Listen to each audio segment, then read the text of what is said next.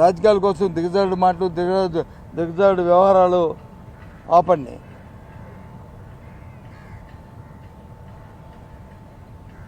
ఆ రోజంట జగన్మోహన్ రెడ్డి గారు ఎక్కడికో విదేశాల్లోకి వెళ్ళారా, పై రాష్ట్రాల్లో ఉన్నారా? ఏం మాట్లాడతాము?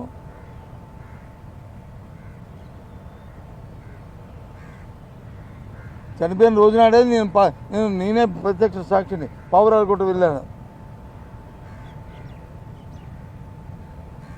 అన్వేషించడానికి కేంద్రంతోనే రాష్ట్రంతోనే ఒక పక్క సంప్రదింపులు చేసి తెల్లవారు 5 గంట 4 గంటలకల్లా ఆ బాడీ ఎక్కడుందనేది టెస్ట్ చేసి కర్నూలులో వచ్చి పోస్ట్ మార్టం జరిపించుకుని కర్నూలు వరకు వెళ్ళి కర్నూలులో అక్కడ పోలీస్ పరేడ్ గ్రౌండ్స్లో అక్కడ ఉంచి అక్కడ నుంచి నేను ముందుగా క్యాంప్ ఆఫీస్కి వచ్చాను. నా వెనకదే రాజశేఖర్ గారి తాలూకా ఆ దేహాన్ని తీసుకొచ్చారు, బాధదేహాన్ని పోస్ట్ మార్టం చేసి.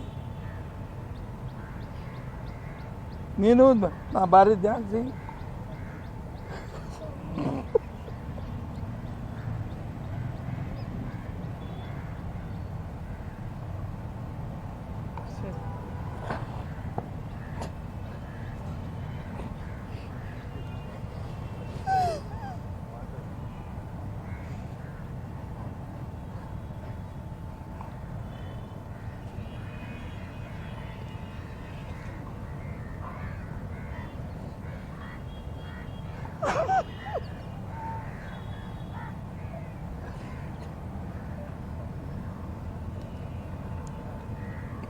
అందుకని ఇప్పుడు ఆయన పేరు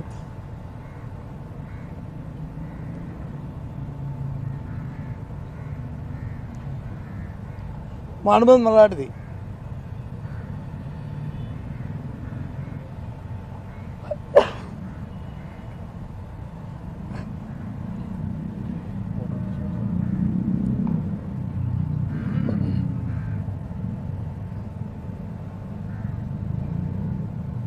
రాజకీయాల కోసం బతకట్లే, రాజకీయాల కోసం దిగజాడు, రాజకీయాలు చేయట్లే, రాజకీయాల కోసం ఉన్న మాటలు మాట్లాడి లేని మాటలు తెచ్చుకోవట్లే. ఈ రాష్ట్ర చరిత్రలో ఎన్నో విషయాలు ఉన్నాయి ఈ గుండెల్లో. మీ సంగతులు కానీ, మీ పార్టీ సంగతులు కానీ, మీ నాయకుల సంగతులు కానీ అలాగే ఉన్నాయి. అలాంటి నేనేదో ప్రెస్ మీట్ పెట్టి దాన్ని ఖండించడానికి రాలే, రాజశేఖర రెడ్డి గురించి మాట్లాడని చెప్పి వచ్చాను ఇక్కడికి.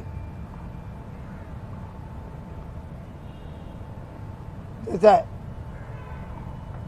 ఇలాంటి ఉచ్చ రాజకీయాల కోసం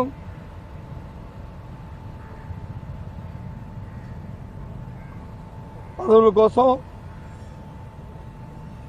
వాటి కోసం ఈ రకమైన నీచమైన దిగజారుతానని అనుకోలే. చెయ్యి దమ్ముంటే ఈ రాష్ట్రంలో ప్రజలకు వచ్చి న్యాయం చేయి, నీకు ఇచ్చిన పదవులు నువ్వు న్యాయం చేయి. ఎంత పచ్చిగా నేను అబద్ధం ఆడుతున్నావు.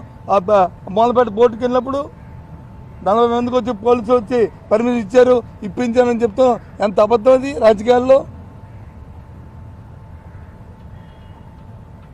ఇవే ఏమనుకుంటున్నావు?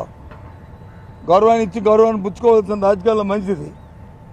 అంతేగాని రాజకీయాల కోసం రాజకీయ పదవుల కోసం లేనిపోయిన దిగజారుడమైన మాటలు మాట్లాడుతూ నాకేం పర్వాలే. జగన్మోహన్ రెడ్డి గారితో వచ్చి ఏదో అన్నాను ఆయనంతో నాకేమి నష్టం కాదు. కానీ రాజశేఖర రెడ్డి గారితో అవసరాన్ని తీసుకొచ్చి పెట్టావు కాబట్టి ఇవాళ ఇది మాట్లాడుతున్నా.